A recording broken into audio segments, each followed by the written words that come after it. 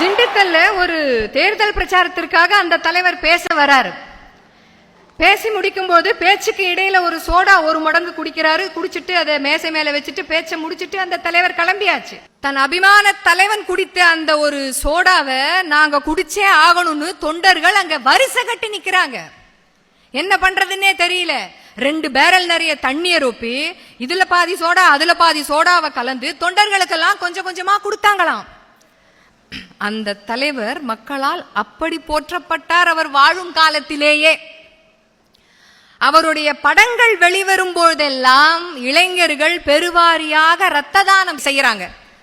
அந்த ரத்த தானம் பண்ணி அதுல வர காசுல அவருடைய படத்தை போய் பார்க்கறாங்க. இந்த செய்தி தலைவரும் கலைஞருமாக இருந்து அவருக்கு போய் சேருகிறது.